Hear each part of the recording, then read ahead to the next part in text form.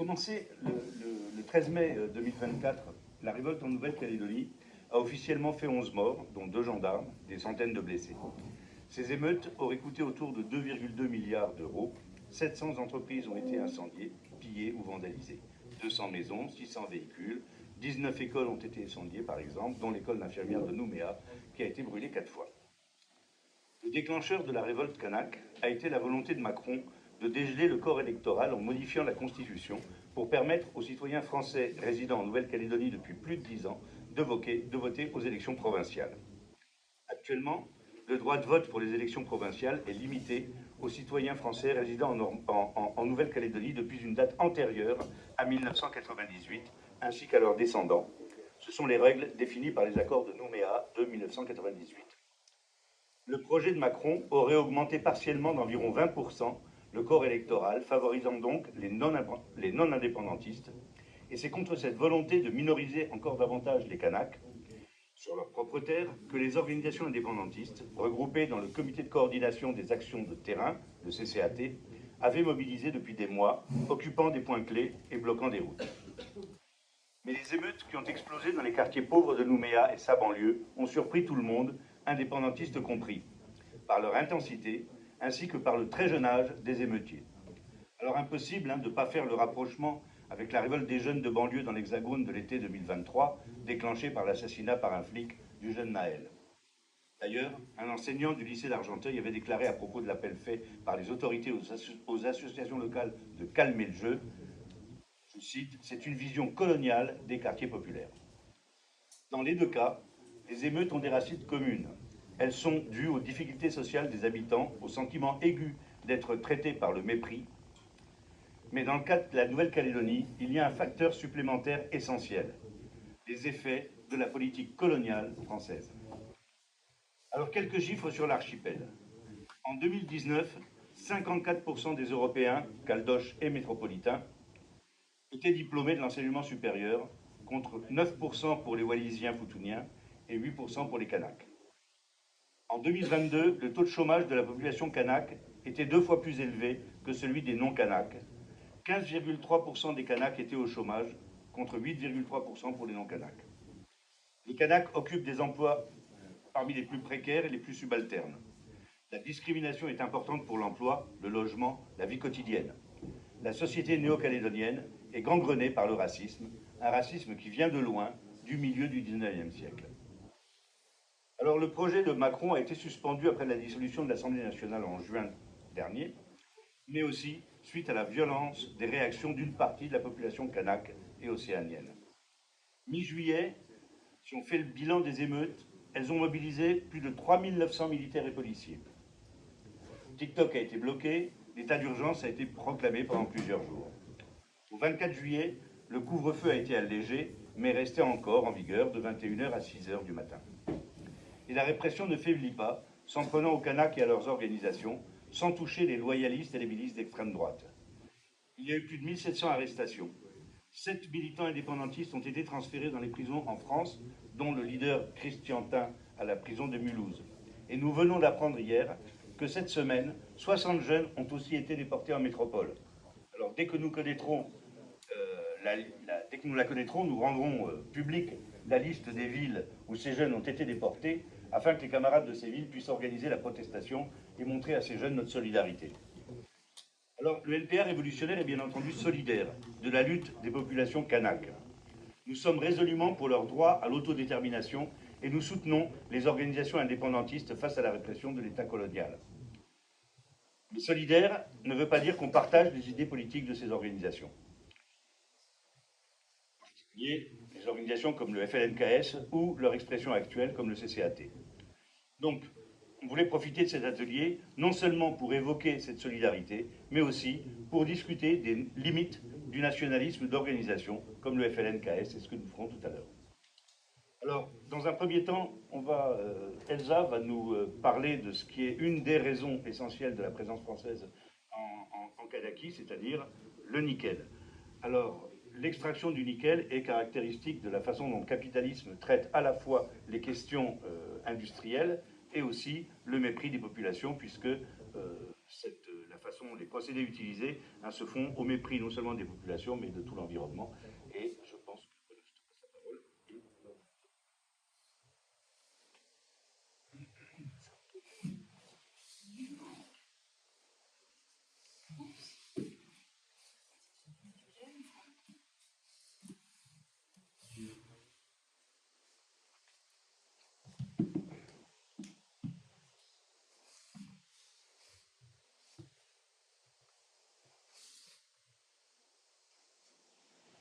Ouais, donc effectivement, le nickel, c'est au cœur des révoltes qui ont eu lieu cette année, du coup, en Kanaki, Nouvelle-Calédonie.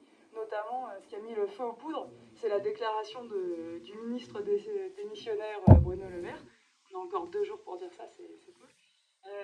Qui s'appelle le pacte nickel. Et en fait, avec l'histoire du dégel du corps électoral, c'est vraiment une provocation pour tous les habitants de Nouvelle-Calédonie, Kanaki, parce qu'en fait, ce pacte nickel, il a pour objectif de faire davantage d'exportation de minerais bruts. Alors déjà, l'exportation du nickel en Nouvelle-Calédonie, c'est 97% des exportations de la Nouvelle-Calédonie. Donc je pense que c'est quand même difficile de faire plus. Et ça montre que voilà, on est vraiment dans un régime colonial où on pille une colonie française pour extraire tout ce qu'on peut et du minerai brut. Donc ça, je reviendrai dessus de pourquoi c'est structuré comme ça. Et c'est vraiment une vision extractiviste qui est à l'image de celle qui est menée en Nouvelle-Calédonie depuis 1850. Et donc, ce pacte, il avait pour objectif de faire sortir de la faillite les 3 usines métallurgiques qu'il y a sur l'île. Et malheureusement, bah, on a appris il y a 2 semaines qu'il y en a une qui va probablement fermer, avec 1200 suppressions d'emplois à la clé, là, fin août. Donc la raison de cette faillite, entre guillemets, c'est le fait que les capitalistes de Nouvelle-Calédonie s'attendaient à des profits faramineux, mais en fait, il faut des investissements pour ça, et ils n'ont pas été capables de les faire sur les décennies qui ont précédé. Donc bon, c'est une crise voilà, qui est assez complexe, et on va voir un peu les mécanismes du capitalisme qui ont mené à ça.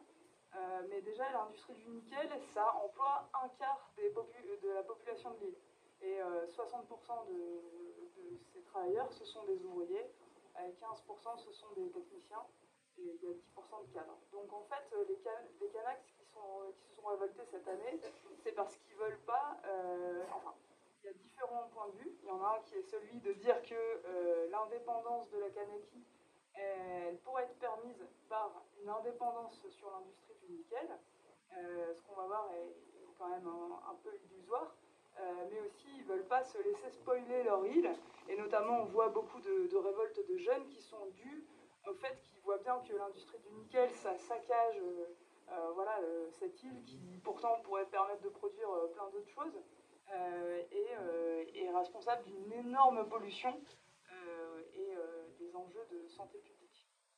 Donc voilà, les retombées économiques ne sont pas là, mais par contre, les retombées de catastrophes écologiques, elles sont bien présentes, parce que le nickel, ça dégage de l'amiante. C'est une industrie qui est au charbon. Donc en fait, en Nouvelle-Calédonie, on a une production de gaz à effet de serre, de CO2, qui est la même que celle des États-Unis par habitant. Sauf que vous imaginez bien qu'ils n'ont pas le même niveau de vie, les Kanaks et les autres travailleurs, que les habitants des États-Unis. Donc le nickel en Nouvelle-Calédonie, les chiffres sont assez éparses, mais on peut retenir que c'est à peu près 25 à 30% des richesses mondiales, mais ce n'est que 9% des réserves qui sont exploitables directement. En fait, le nickel calédonien, c'est 5,6% de la production mondiale, et ça représente 20% de son PIB et 97% des exportations, comme je vous disais. Donc, ça sert pour... alors, pourquoi ça sert le nickel? Ça sert pour produire des batteries, notamment des batteries de voitures électriques, mais ça sert aussi pour le nickel qui est de moins bonne qualité pour faire de l'acier. Donc, inoxydable. Donc, en fait, on a un autre problème, entre guillemets, dans la région, c'est l'influence de la Chine, qui bien sûr a des vues sur l'industrie du nickel et qui investit massivement dans le nickel en Indonésie et qui a essayé aussi d'investir en Nouvelle-Calédonie. Et en fait, ce dérèglement, enfin cette guerre impérialiste qui se mène, elle fait que la Chine, par ses investissements massifs en Indonésie, a déstructuré quelque part le marché du nickel. Et donc le marché du nickel, c'est quelque chose de très volatile. Et c'est difficile pour un petit territoire comme la Nouvelle-Calédonie d'absorber ces différences. Voilà, parce que par exemple, entre 2021 et 2022, le nickel a pris 40%. Donc les capitalistes se sont mis, de tout pays, se sont mis à investir massivement en Indonésie, en Nouvelle-Calédonie. Mais il y a eu une récession en 2023 de 17%. Et donc en fait, avec ces flux qui varient, on en vient à, entre 2007, à la veille de la crise, à aujourd'hui, le nickel, il a été divisé par 3, le prix du nickel. Et donc avec les licenciements, les reconstructions d'usines qui vont en fonction de ce marché. Donc vraiment, l'aménagement de la Nouvelle-Calédonie, ça se fait à coup de butoir. C'est-à-dire que quand le nickel, il se vend bien, y a les normes environnementales qui progressent, il y a les droits des travailleurs qui progressent, et dès que ça commence à décliner, qu'ils perdent de l'argent, ça licencie, et puis les normes environnementales, on s'en fout, et ça pollue de plus en plus. Donc il y a vraiment une grande variation entre ces années sur ces cas.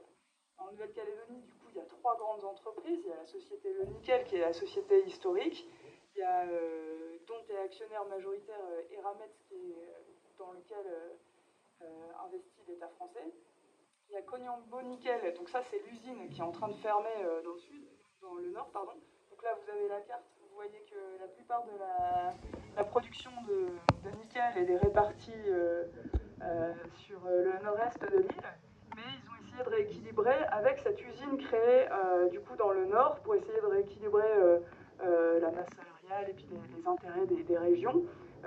Sauf que bon voilà, c'est pas si simple que ça. Et ensuite il y a Prony Ressources qui est dans le sud, à Goro, dont je vais vous parler plus précisément aussi après. Donc il y a, face à ça, donc il y a le Front de Libération Nationale Kanak socialiste qui a essayé d'élaborer une doctrine nickel qui s'appuie sur 3 choses. C'est qu'ils veulent gagner l'indépendance, qui est l'indépendance, c'est maîtriser la ressource, arrêter les exportations de minerais bruts, et puis devenir majoritaire dans le capital de la société Le Nickel. Donc ils veulent se comporter en petit capitaliste, sauf que c'est pas si simple, parce que voilà, donc là c'est cette usine Glencore au sud du pays qui va licencier fin août, et dont est actionnaire 51% du capital de cette usine, c'est public, donc c'est la société minière du Sud-Pacifique. Donc là, bon, ça s'enflamme, mais je pense qu'on va y revenir après. Il y a eu un meurtre récemment d'un homme le 15 août. Voilà, et ça s'est passé par la police. Et du coup, ça s'est passé autour des installations Le Nickel, qui sont dans le sud du pays, à Thio, qui est une ville minière voilà, historique, et où il y a un combat pour l'indépendance qui est très fort. Et donc, c'est souvent autour des infrastructures du nickel qu'on retrouve les luttes pour l'indépendance le plus fort. Donc là, c'est pas un hasard si ce drame est survenu à Thio. Et donc, en représailles, les habitants de l'île ont attaqué les outils de production de la société Le Nickel. Donc ça, c'est un mode d'action qui est souvent aussi utilisé. Ils incendient les pipelines, les infrastructures, etc. Donc on a vraiment une déstructuration qui est historique en Nouvelle-Calédonie de ce secteur du nickel, avec une extraction très archaïque, donc on va juste extraire du minerai, et puis l'objectif c'est d'aller faire la plus-value en France métropolitaine ou en Europe, et donc on extrait le minerai brut, et donc ils ont plutôt concentré les effets d'infrastructures sur les infrastructures portuaires, de transport de nickel, etc. Donc on est vraiment dans des logiques d'un petit territoire colonial, en proie à l'exportation. Et donc ça ne va pas vraiment dans le développement local que voudraient les habitants.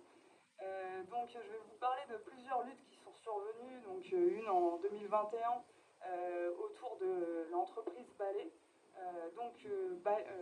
Ballet a dirigé l'entreprise pendant 9 ans, donc c'est l'usine métallurgique qui est au sud du pays. Et c'est une entreprise qui est tristement connue pour une catastrophe écologique au Brésil, qui a coûté la mort de 300 personnes, parce qu'il y a eu un barrage qui a cédé. Et donc tous les déchets du nickel, parce que pour produire 1 tonne de minerai, ça produit 1,5 tonne de déchets, 1,25 tonne de déchets humides. Et donc tout ça, c'est stocké dans des grandes bassines.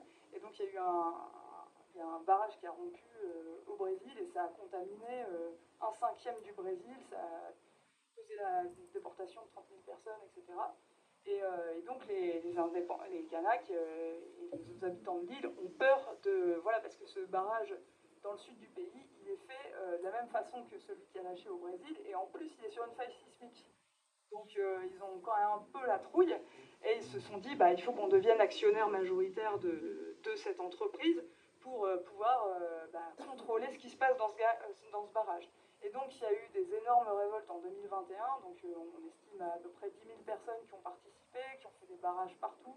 C'est toujours des modes d'action assez impressionnants, assez radicaux.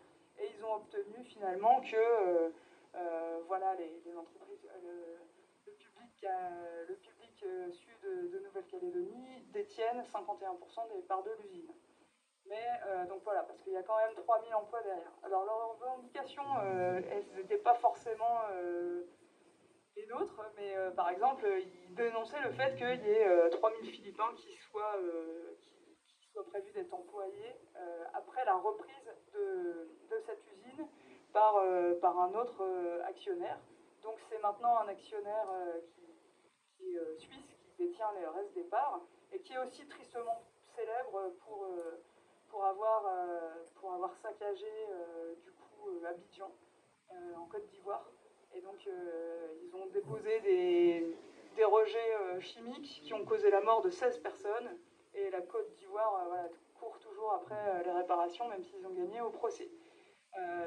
Voilà le genre de capitalistes qui s'intéressent à la Nouvelle-Calédonie, donc ils vont vraiment qui arrivent en Scylla, c'est-à-dire tous les repreneurs d'usines, c'est tous les criminels mondiaux qui ont tous des scandales partout dans le monde.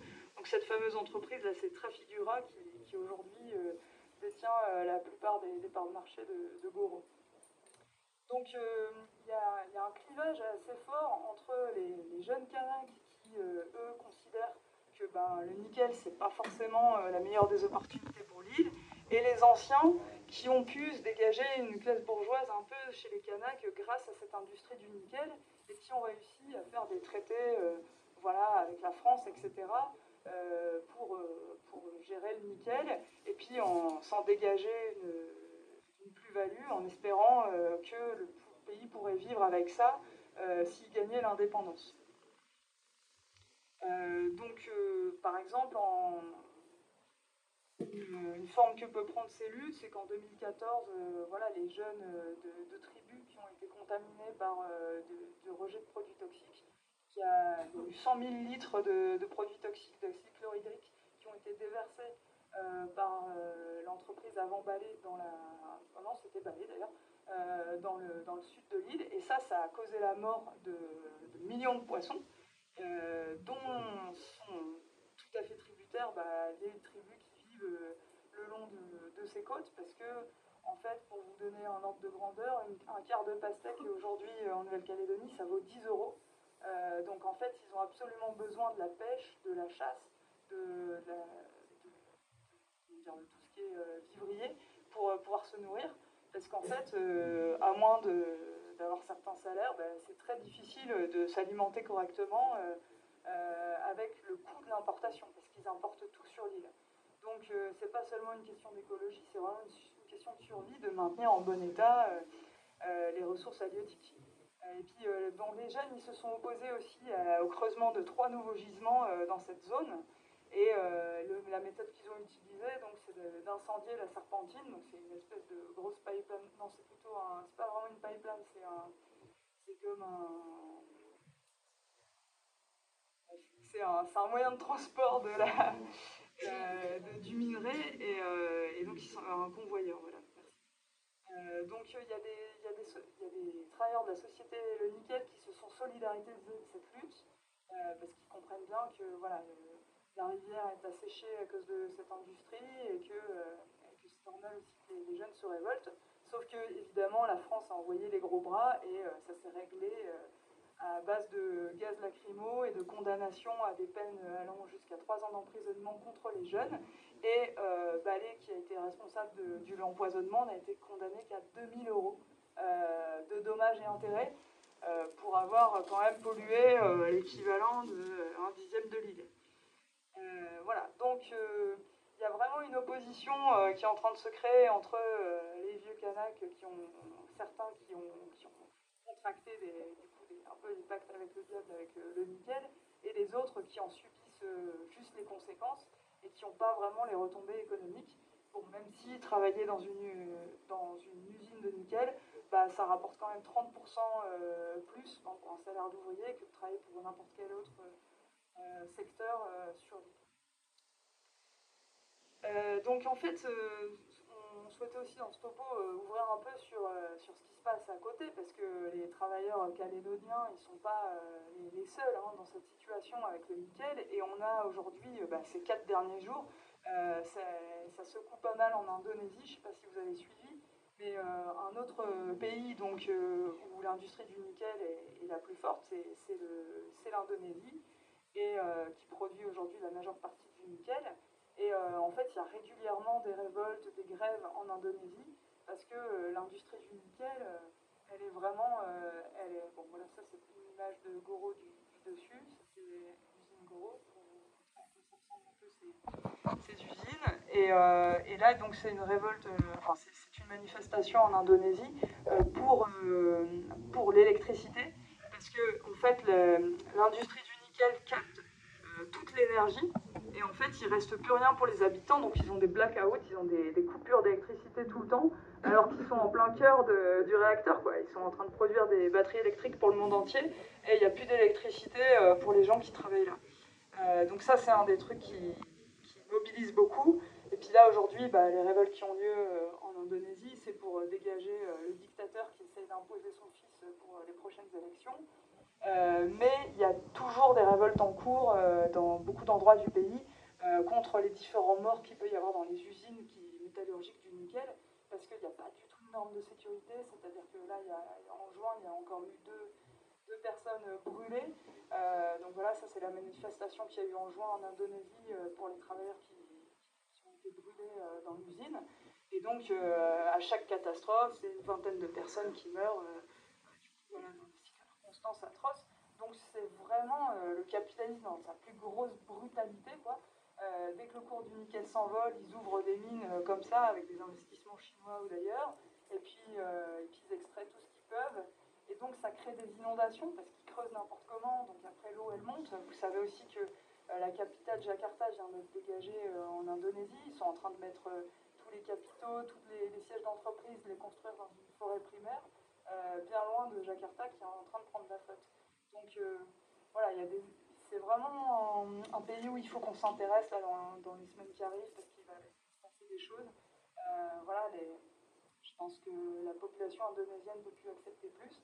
Et donc, déjà, le gouvernement est revenu sur sa réforme. Et donc, on espère que les Indonésiens ils vont continuer dans cette lignée pour faire reculer tous les capitalistes qui pillent leur pays. Donc il pourrait y avoir cette solidarité qui se crée entre les habitants de l'île pour lutter contre l'extractivisme et proposer autre chose. C'est évidemment la ligne sur laquelle on est. On sait bien que les difficultés des entreprises qui ont été reprises par des fonds publics, on voit bien que c'est pas si simple dans le cours mondial du nickel, et qu'il va falloir autre chose aussi pour se structurer et pour se sortir de cette crise en Nouvelle-Calédonie. Donc voilà, je vais laisser Marie-Hélène nous présenter la suite, donc l'histoire de la Nouvelle-Calédonie et tout ce qui s'y rattache. Ok.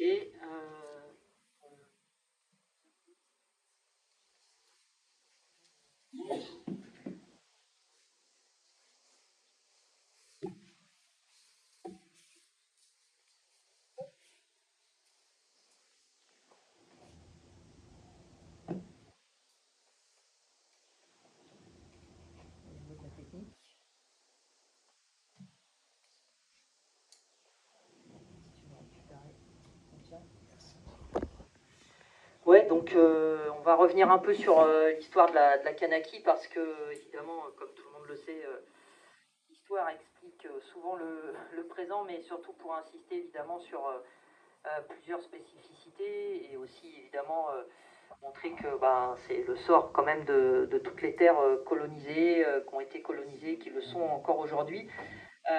Bon, la Kanaki, c'est un archipel, voilà, donc ça c'est juste pour rappel, avec une île principale et voilà, des îles qu'on appelle les îles Loyauté essentiellement. La conquête coloniale de la Kanaki, elle a démarré au milieu du 19e siècle, hein, c'est 1853, voilà, le débarquement français. Le gouvernement français de cette époque-là cherche d'abord à en faire une colonie de peuplement. Mais en fait, pour peupler la Kanaki, il y a un choix particulier qui est fait, c'est celui d'en faire une terre pénitentiaire. Voilà, je ne rentre pas dans le détail de ça, mais il y avait trop de morts du côté de la Guyane, donc du coup ils se disent, bon, on va chercher un truc un peu moins meurtrier, voilà, pour faire bosser les gens globalement. En fait, la particularité, c'est qu'on va y déporter des prisonniers de droit commun, vous voyez, les fameux bagnards, mais aussi des déportés politiques qui vont en fait se rencontrer, voilà, à la fois pour des raisons, disons, de date, mais aussi parfois de volonté politique. Des révoltés kabyles. Il y a une grosse révolte au moment de la colonisation française, donc de ce qui est donc nommé l'Algérie, mais avec, vous savez, toute une partie voilà, de Kabyles. Il y a une grosse révolte en 1871, et il y a toute une partie voilà, des chefs kabyles qui sont déportés en Kanaki. Et il y a aussi une vague de déportation après la Commune de Paris, avec, voilà, on le sait, parfois, quand même par l'histoire, des gens comme Louise Michel qui seront déportés. Les déportés au bagne, d'ailleurs, ils seront utilisés pour mater en fait la révolte kanak de 1878, qui est voilà, dirigée par un chef kanak qui s'appelle Ataï. Pourquoi cette révolte-là en 1878? En fait, on est vraiment une période où en fait il y a une grosse sécheresse. Du coup, l'État français, voilà, l'État colon, il décide en fait voilà, de s'accaparer toutes les terres kanak et de déporter en fait toute une partie des populations kanak pour les exclure en fait des bonnes terres, notamment des terres agricoles. C'est ce qui explique aujourd'hui la répartition voilà, très très très inégale en fait et la spoliation des terres. La répartition inégale des populations, la mise en place en fait de réserves, on va y revenir, mais surtout une répression très très féroce. Ataï a été décapité et ensuite on a trimballé sa tête voilà, dans des vitrines d'un musée jusque en 2014. On a rendu la tête d'Ataï voilà, ses descendants. Vous voyez, donc on est loin, loin, loin voilà, d'une histoire, disons, apaisée quand même. L'archipel, c'est 18 500 km². Pour donner une idée, c'est 2 fois la Corse et 17 fois la Martinique. Par contre, c'est 25% de moins que la population martiniquaise, enfin sur le sol martiniquais. C'est à peu près 270 000 habitants aujourd'hui.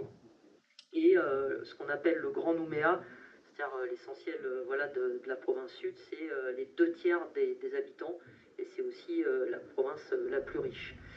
Il n'y a pas de statistiques ethniques en France, sauf en Kanaki, ce qui nous permet de connaître à peu près, disons, alors voilà, c'est à la grosse, la répartition, disons, par origine, voilà, des habitants. Il y a environ 105 000 Kanaks, voilà, un peu plus d'une centaine de milliers. Il y a 90 000 personnes résidant d'origine européenne. Mais évidemment, dans ces Européens d'origine, il y a 2 catégories très différentes.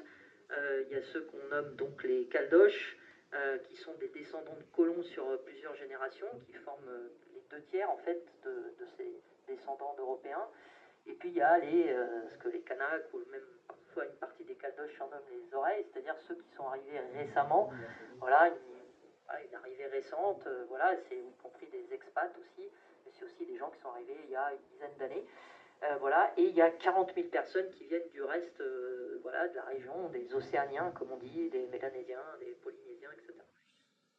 En 1887, le Code de l'indigénat, qui a été instauré par l'État français, avait privé les Kanaks de tout droit politique. C'était des sujets. Et donc, comme je l'ai dit, ils ont été chassés de leurs terres et parqués dans des réserves. Et ils devaient payer un impôt qu'on appelait la capitation, comme du temps de l'Ancien Régime, quoi, un impôt colonial par tête. Voilà, et c'est travail forcé. Et c'est à ce moment-là que se mettent en place, y compris, c'est une institution coloniale, en fait, les fameuses chefferies, hein, quand on parle des chefs de tribu, en fait, c'est une manière d'instaurer évidemment une hiérarchie au sein des groupes Kanaks et des interlocuteurs entre la population voilà, exploitée et l'État. Toutes les îles Loyauté, par exemple, sont entièrement des zones de réserve. Voilà. Par contre, la Grande Terre, c'est-à-dire là où se trouve Nouméa, etc., c'est 8% seulement de terres réserve. Le reste, c'est donc soumis au peuplement de colonisation avec des arrivées de métropolitains ou des descendants de prisonniers, etc. Les réserves, évidemment, c'est des ghettos, hein, on a interdiction d'en sortir, etc. Et surtout, il y a une ségrégation voilà, qui est extrêmement forte. Voilà. Là, vous voyez, par exemple, sur la diapo que montrait Elsa, voilà, ce qu'était la colonisation, par exemple, au temps des pénitenciers, etc., la colonisation libre et les réserves, on voit bien ça sur cette carte. Voilà. Et le code de l'indigénat, quand même, c'est 1947 seulement, la fin. Quand je dis seulement, bon, parce qu'on voit bien, c'est quand même à l'échelle du temps historique. À ce moment-là, les Kanaks obtiennent le droit de circuler dans l'archipel, de posséder des terres, mais pas les droits civiques. Tout de suite, bah non, ça serait quand même trop beau. Donc au début, on a instauré le droit de vote uniquement pour les chefs coutumiers, puis ensuite pour les anciens combattants et pour les pasteurs. Vous voyez, bon, le sabre, je ne sais pas si c'est le coupillon pour les pasteurs, mais voilà, c'est l'équivalent. Et puis ensuite, seulement, il va être élargi et j'ai envie de dire seulement, encore une fois, en 1957, généralisé. Vous voyez, donc les choses se font vraiment de manière extrêmement pénible pour les Kanaks. Et en même temps, et ça a une importance pour la suite, on crée des associations religieuses. Bon, on est dans les années 50, donc les églises protestantes et catholiques créent des partis en fait. C'est eux qui créent, enfin c'est elles qui créent des partis. Alors par exemple pour les catholiques, c'est l'Union des indigènes calédoniens amis de la liberté dans l'ordre. Et pour les protestants, c'est l'association des indigènes calédoniens et wallisiens français. Voilà. Donc vous voyez, ça cadre un petit peu la manière dont on considère évidemment ces populations, et ce sont ces deux associations à la base religieuse et voilà, purement fabriquées quand même en grande partie par voilà, les colonisateurs, quoi, qui va donner naissance à la principale composante encore actuellement du FNNKS, donc l'Union calédonienne. Et donc au début, c'est vraiment des organisations qui regroupent surtout l'élite kanak et aussi des caldoches. C'est ça où il faut comprendre, c'est-à-dire dans l'Union calédonienne, il y a aussi des caldoches pour, vous voyez, que tout ça se tienne bien sagement. Voilà, on établit une forme voilà, très, très partielle, évidemment, d'égalité de façade. Voilà, c'est à ce moment-là, je ne détaille pas évidemment, qui a pris l'essor aussi dans les années 60, l'exploitation du nickel. Et c'est important, c'est qu'à ce moment-là, du coup, on va faire venir, et ça aussi c'est l'État français, la main-d'œuvre pour travailler dans ces mines de nickel, pardon. Mais il n'y a pas qu'un but simplement, voilà, il faut bosser dans les mines, certes, vous allez me dire, mais pourquoi ils n'ont pas exploité, fait venir tous les Kanaks dans les mines? Ben non, parce qu'en fait, l'idée c'est de faire venir justement des gens qui ne sont pas des Kanaks, pour contribuer à minoriser, à continuer à minoriser les Kanaks sur leur propre terre.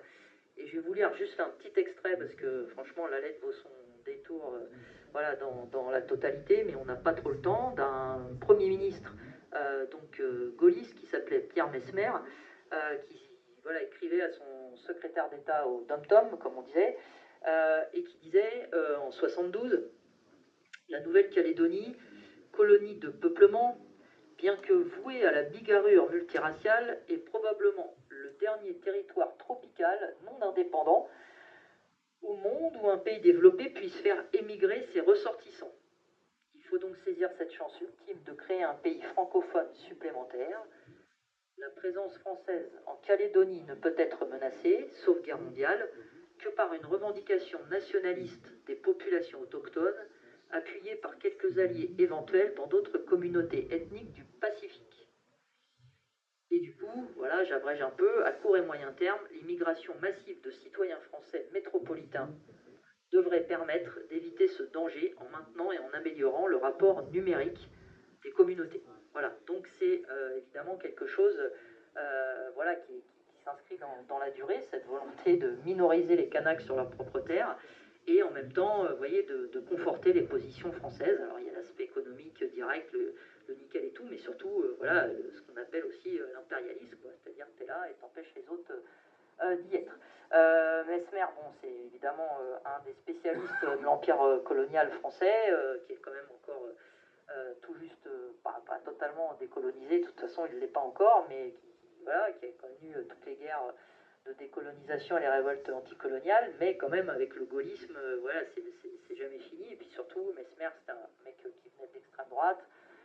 Voilà, quoi, il avait écrasé notamment l'insurrection camerounaise entre 56 et 58. Et voilà, il y a vraiment cette volonté politique de l'État français de minoriser les Kanaks. Je vous donne un chiffre. En 1976, il y avait 55 000 Kanaks, 50 000 entre guillemets blancs, c'est-à-dire caldoches et métropolitains, et 26 000, disons, océaniens. Voilà, donc vous voyez, on est vraiment à une époque charnière où quasiment ils se disent là, ces gens-là, on va définitivement minoriser les Kanaks. Mais ça a une conséquence politique quand même, c'est-à-dire que l'Union calédonienne, qui avait été là aussi créée pour vous voyez, faciliter tout ça, finalement va connaître un tournant politique.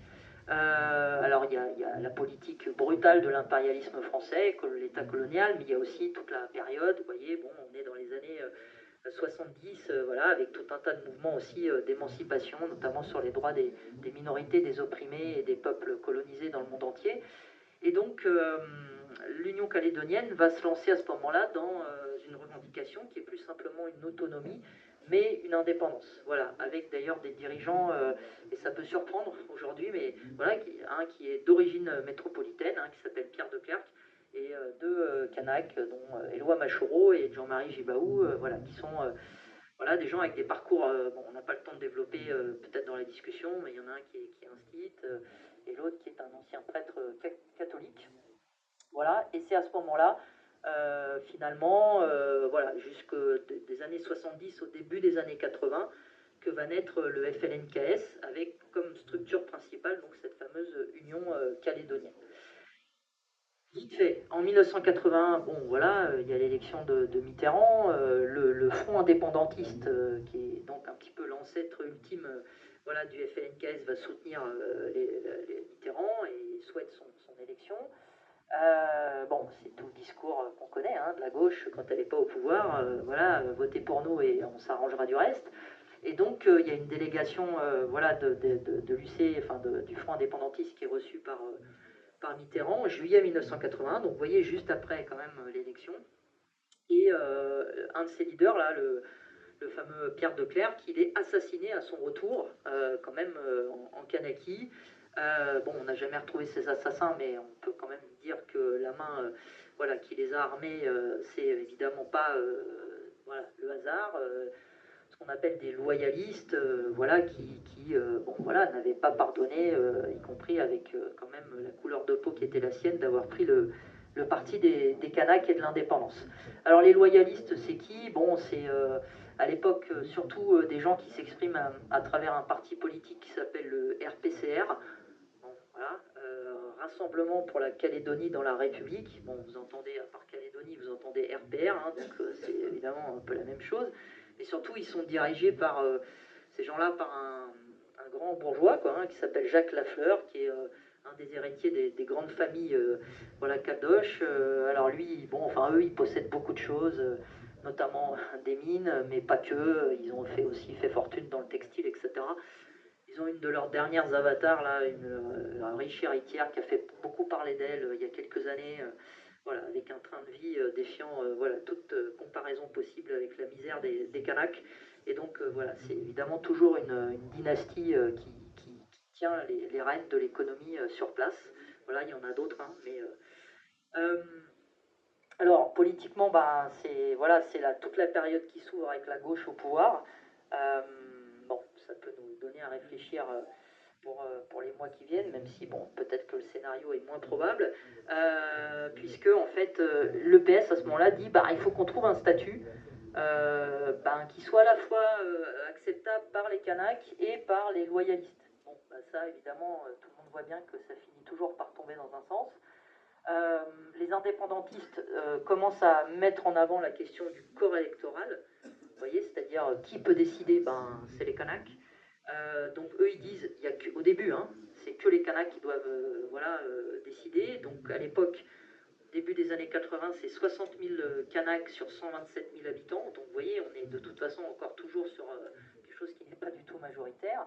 Et ils revendiquent le fait qu'il y ait un référendum d'autodétermination qui ne soit ouvert qu'aux Kanaks. Mais en même temps, ils reconnaissent que les descendants en fait, des colons, des caldoches, on dit, soient considérés comme des victimes de l'histoire. Qu'est-ce que ça veut dire? Ça veut dire qu'évidemment, pour une grande partie d'entre eux, bon, ils sont nés là, ils sont là depuis des générations. C'est un espèce de compromis en fait, en disant qu'en fait, on ne pourra pas construire une Kanaki indépendante sans prendre en compte aussi les descendants de. Voilà, c'est une ouverture politique évidemment importante qui fait encore discuter aujourd'hui, hein, ce terme-là, etc. Y compris nous, on pourrait le discuter, mais il a été, y compris, voilà, important à l'époque pour la situation dans l'archipel. Voilà, ben, en fait, le FLNKS se trouve confronté voilà, en double langage, hein, c'est-à-dire d'un côté le PS qui dit oui, oui, il faudrait, et puis en même temps la politique qui est celle de l'État français, c'est-à-dire on ne va pas lâcher la Kanaki. En novembre 1984, c'est une date importante. Vous connaissez sans doute cette photo. Je crois que je l'ai dans le diaporama. Encore un peu après. Ça apparaît. Enfin, c'est Eloi Machoro. Donc c'est celle d'avant, mais je ne sais pas qui apparaît pas à l'écran. Celle d'avant encore. Vous connaissez sans doute cette photo. En novembre 1984, bon, il y a une mise en place en fait par le PS d'un statut un peu avec voilà, territorial, comme on dit, c'est-à-dire une espèce de volonté d'avoir, vous voyez, une petite gouvernance locale, mais évidemment qui ne remet pas en cause le fond de l'affaire. Et Eloi Machoro voilà, brise symboliquement avec une hache l'urne, puisque le FNKS avait appelé à boycotter ce scrutin donc dans la mairie de Canala. Et c'est là où démarre toute une série voilà, de soulèvements, de barrages. Un sous-préfet est séquestré, il y a l'occupation justement de la commune minière de Thio dont a parlé Elsa. Toute l'extraction du nickel de l'archipel est stoppée. Les militants anti-indépendantistes, et ça c'est quand même important, sont désarmés, la gendarmerie est occupée. Voilà, donc c'est chaud comme on dit, c'est un peu quand même encore plus chaud que la situation qu'on a connue ces derniers mois. Et ben à ce moment-là, Mitterrand décide d'envoyer un envoyé spécial, c'est-à-dire voilà, un médiateur, ils aiment bien ça, donc alors on ne l'appelle pas comme ça, on l'appelle le haut commissaire de la République, qui s'appelle Edgar Pisani. Voilà, pour négocier, le FLNKS voilà, lève les barrages, on reprend les négociations, etc. Mais en même temps, le GIGN abat froidement, enfin, c'est un assassinat prémédité, commandité par l'État français, Eloi Machoro et Marcel Nonaro, voilà, qui sont assassinés. Et à partir de là, je dirais la période 85-86, le FNKS va osciller entre des périodes où il joue le jeu des institutions et des périodes où il refuse. Par exemple, il y a un gros mouvement de boycott de la rentrée scolaire en 1985. C'est le moment où ils organisent des écoles populaires kanak. Voilà, mais en même temps, on explique que c'est pour amener le pays voilà, en douceur à l'indépendance, etc. Donc, vous voyez, il y a ce balancier toujours, et souvent des gens qui sont pris un peu des fois à contre-temps, y compris dans les indépendantistes, sur quelle est la politique qui doit être menée. Au moment où on dit qu'il faut prendre les armes, il y en a d'autres qui disent qu'il faut négocier, etc., etc. Et ce qui explique voilà, un peu parfois aussi toujours ce qui se passe aujourd'hui. Entre, disons, la période électorale de 1986, vous savez, c'est une période de cohabitation, c'est-à-dire Mitterrand est président, mais le PS perd les élections législatives, et donc il y a un Premier ministre de droite qui est nommé, qui s'appelle Chirac, et un ministre des Outre-mer qui s'appelle Bernard Ponce, qui lui déclare en juillet 86 la notion du peuple kanak est un sous-produit de la dialectique marxiste et de l'idéologie tiers-mondiste. En Nouvelle-Calédonie, il y a une seule communauté, mosaïque d'ethnies différentes, qui a vécu pendant des années dans le calme, la paix et la fraternité. Bon, voilà, donc ça donne à voir un peu quelle va être la politique. Le référendum sur l'indépendance, évidemment, pourquoi pas, mais on ferait voter tout le monde. C'est-à-dire c'est l'arrivée du fameux corps électoral voilà, qui serait à toute la population. Et évidemment, on mélange aussi avec ça la mise en place d'assemblées coutumières avec des chefferies, etc. etc.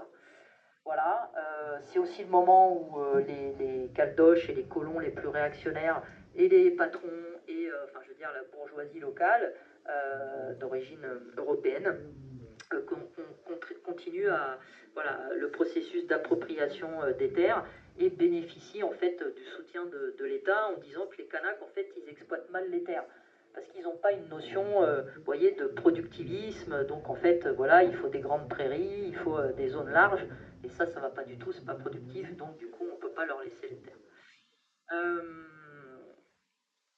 Le 1er septembre 87, il y a un référendum pour l'autonomie qui est donc mis en place, et il y a simplement 16% des électeurs kanaks qui participent. Le FNKS a appelé au boycott. Voilà, et évidemment, il n'y a pas de surprise, puisque du coup, le résultat est à 98% le maintien dans la République française. C'est le moment aussi où l'ONU continue à dire que la Nouvelle-Calédonie ou la Kanaky reste une des rares terres encore colonisées à l'échelle internationale. En 1988, il y a des nouvelles élections présidentielles qui sont prévues, et là, il y a évidemment toute une concurrence sur qui va gagner ces élections, mais aussi ça a des conséquences évidemment sur la politique menée par le FLNKS. Tout le monde cherche en fait à faire passer aussi sa politique auprès des partis métropolitains. Et du coup, à ce moment-là, Jean-Marie Djibaou, qui est plutôt traditionnellement un leader modéré, menace de la lutte armée, appelle les militants à s'armer. En fait, c'est un peu pour exercer une pression sur Mitterrand, voilà, pour dire ça serait bien qu'on revienne à un éventuel statut. Voilà, le FNKS appelle au boycott de l'élection présidentielle. Et à ce moment-là, il y a 11 000 CRS, gendarmes et militaires qui sont déployés sur l'archipel, soit un militaire pour 7 Kanaks. Vous connaissez sans doute, c'est à ce moment-là qu'a lieu ce qu'on appelle l'attaque de la gendarmerie de Fayaoué, mais surtout ensuite le massacre de la grotte d'Ouvéa, voilà, la prise d'otages de gendarmes, et ensuite en représailles, l'intervention voilà, surdimensionnée de l'armée du GIGN, encore une fois, mais aussi les milices de droite et d'extrême droite caldoche, etc. Et quand on donne l'assaut à la grotte, évidemment, il y a un permis de tuer qui est donné, il y a 19 morts voilà, du côté des Kanaks, 12 prisonniers Kanaks, aucun blessé, voilà, ils sont achevés, quoi. On sait qu'il y a des prisonniers qui ont été achevés, et c'est Rocard qui reconnaîtra, alors 20 ans plus tard, que voilà, des blessés Kanaks ont été achevés à coups de botte par les militaires français. Victoire de Mitterrand, la gauche, et là, de nouveau des discussions, mais évidemment sur un rapport de force qui n'est plus le même. Donc c'est les fameux accords Matignon avec Michel Rocard.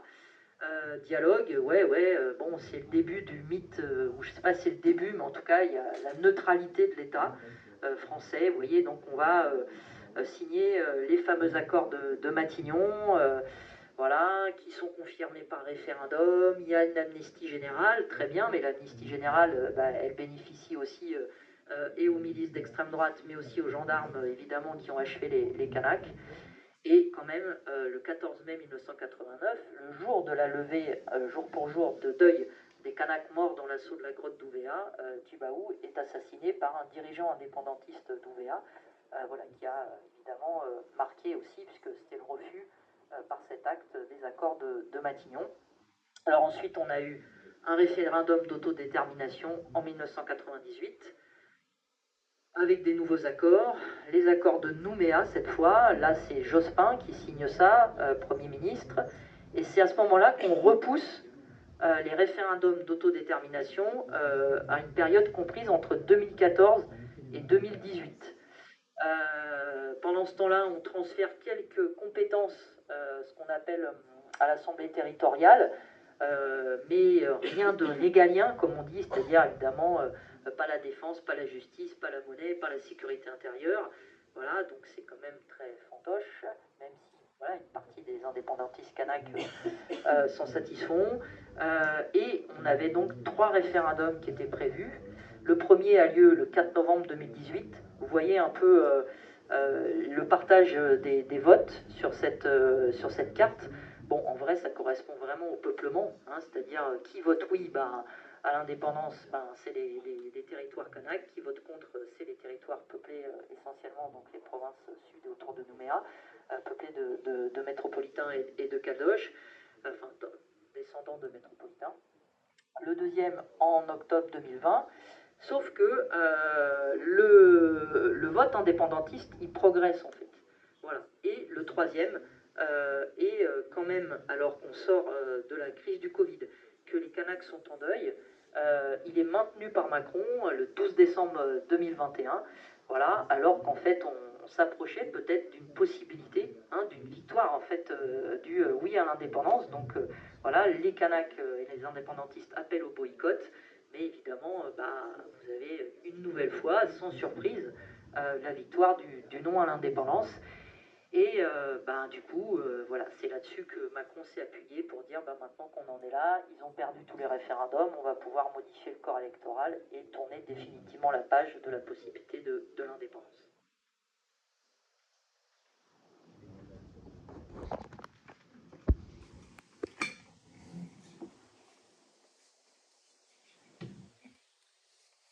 Alors, on a vu donc un petit peu l'histoire de la colonisation de Nouvelle-Calédonie jusqu'à nos jours.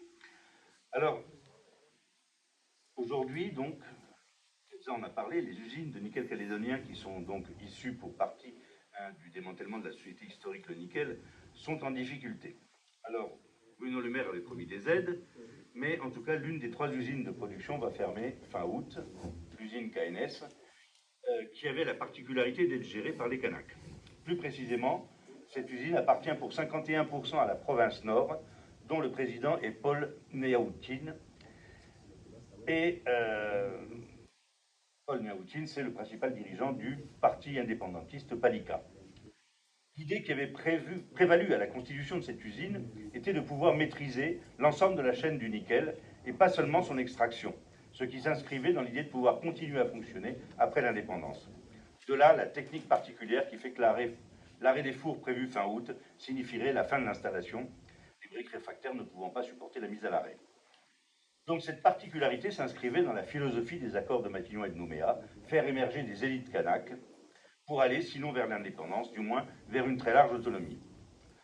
Pendant 30 ans, donc, cette politique a pu faire illusion. Une bourgeoisie kanak s'est développée, très liée aux administrateurs et dirigeants kanaks des institutions mises en place par les accords. Des ingénieurs, des techniciens se sont formés. Hein, vous avez peut-être vu ça dans le monde, il y a eu des interviews d'ingénieurs et techniciens. Peut-être l'usine KNS a-t-elle été moins perfusée de subventions que les autres, mais là n'est pas le problème. La véritable faillite est celle de la politique de collaboration des indépendantistes avec l'État colonial.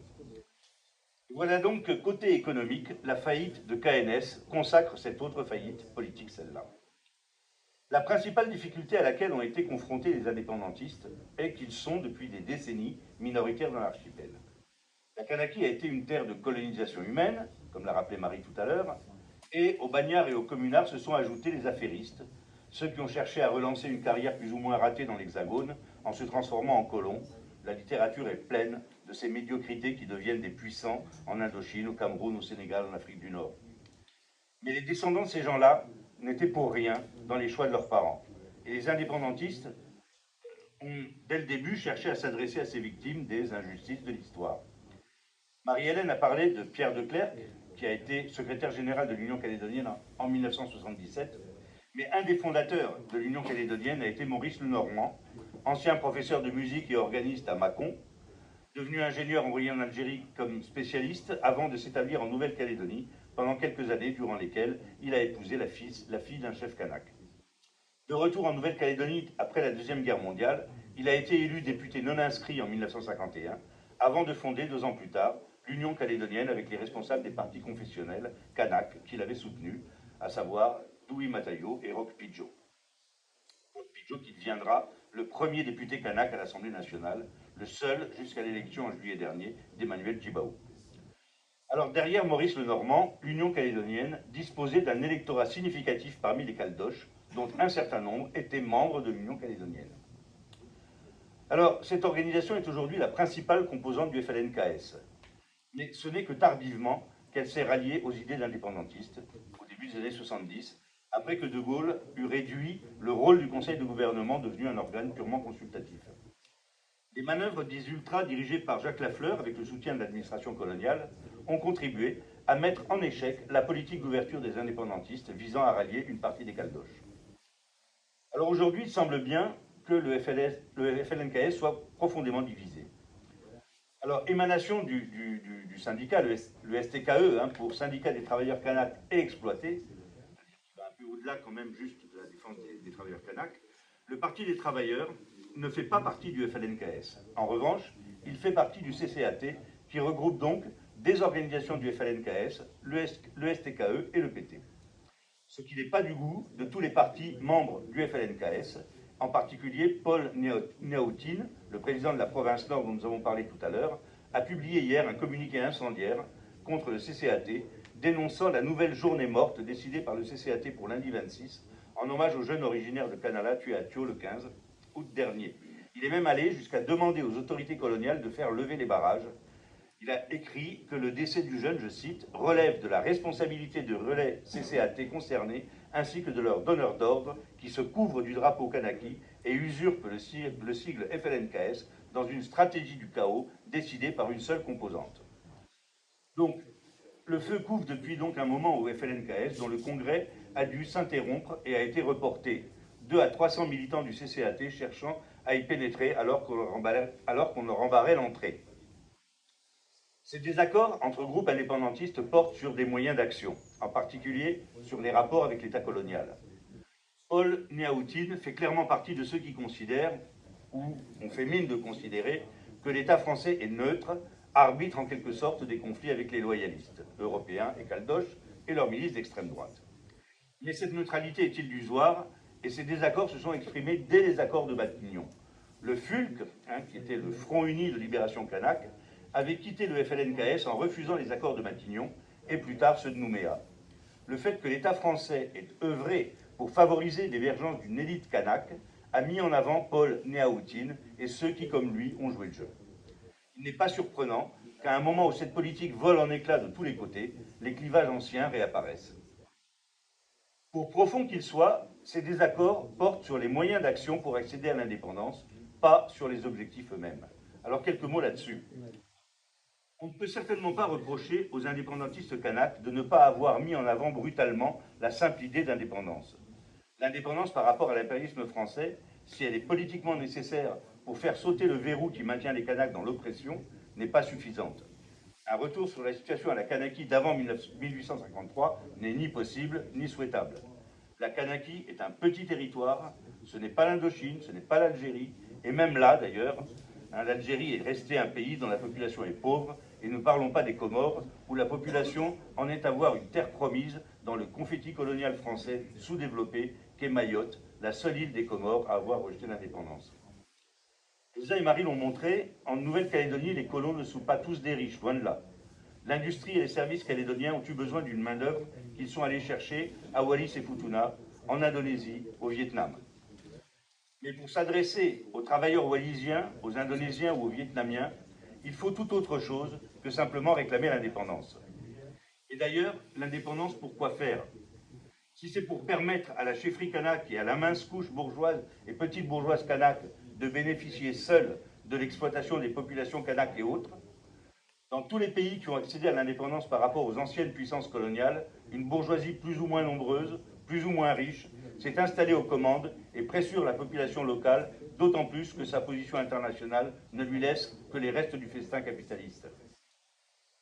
La lutte pour l'indépendance serait inscrite au programme d'un parti communiste révolutionnaire des travailleurs de Kanaki. L'humiliation des peuples colonisés est une réalité quotidienne. Elle touche toutes les catégories sociales. L'indépendance représente la fin de cette humiliation, la fin du déni de populations considérées, dans le meilleur des cas, avec condescendance par la puissance coloniale. C'est un puissant facteur de mobilisation et les communistes révolutionnaires peuvent tout à fait chercher à en prendre la tête, mais pas pour constituer un énième État indépendant qui serait membre reconnu de l'ONU, qui serait dirigé par une mince couche privilégiée ayant le droit de siéger dans des institutions internationales pendant qu'elle bénéficierait un peu plus de l'exploitation de la population qu'elle dirige. Aucune entité nationale ne peut être autonome à l'ère impérialiste de division internationale du travail, a fortiori à l'époque actuelle de mondialisation, qui subsistera de toute façon, même si ce sera peut-être sous une forme plus morcelée. Les Kanaks sont minoritaires sur leur terre. C'est le résultat d'une histoire qu'ils n'ont pas voulu, mais qui s'est imposée. Mais en s'adressant aux travailleurs wallisiens, indonésiens, vietnamiens présents sur l'archipel, la donne change déjà, puisque cela représenterait plus de 40% de la population de l'archipel. Il y a des métis, et enfin tous les Caldoches ne sont pas alignés sur les Européens et opposés aux Kanaks. Une des raisons pour lesquelles l'impérialisme français s'accroche aux cailloux est sa position stratégique dans le Pacifique Sud, assurant à la France une importante zone économique exclusive à 1500 km de l'Australie et 1700 km de la Nouvelle-Zélande. Mais ces mêmes raisons pourraient être autant d'atouts pour des révolutionnaires en lutte pour l'indépendance par rapport à la puissance coloniale française. Il y a une classe ouvrière en Australie et en Nouvelle-Zélande. Le combat pour l'indépendance, accompagné par une lutte affirmant sa volonté de contribuer au renversement du capitalisme, pourrait impulser la convergence des luttes des travailleurs de toute la région, offrir des perspectives à tous les peuples des îles du Pacifique Sud. Des succès dans ce sens pourraient donner de l'espoir au combat des exploités et des opprimés du monde entier. Nous sommes convaincus qu'il faut que se construise là-bas comme ailleurs une organisation des travailleurs communistes révolutionnaires qui développera sa propre conception de l'indépendance et s'opposera à l'étroitesse des conceptions indépendantistes du FLNKS ou du CCAT. Ce sont des organisations dont les moyens d'action sont certes radicaux, mais dont les objectifs ne remettent pas en cause le capitalisme. Si certains doutaient de la nature de l'indépendance voulue par les dirigeants indépendantistes, il n'est que de regarder le dernier vote au Congrès de Nouvelle-Calédonie sur les retraites. Ça vient de se passer. Pour sauver les caisses, le groupe Union calédonienne FLNKS, après avoir voté il y a 2 semaines une augmentation des cotisations et une baisse des pensions, vient de voter le report de 60 à 62 ans de l'âge de départ à la retraite et l'interdiction de prendre sa retraite avant 55 ans. Cela dit, face à la puissance coloniale qui cherche à briser toute contestation de la part des Kanaks et maintient leur oppression avec la force brutale des troupes dépêchées sur place et l'attitude vindicative des tribunaux, nous sommes bien entendu du côté des populations kanaks et nous soutenons les organisations qu'elles se sont données, le FLNKS comme le CCAT. Et nous, ce que nous disons, nous, c'est hors de Kanaki l'État colonial français, libération de tous les prisonniers, en particulier ceux qui ont été déportés dans l'Hexagone.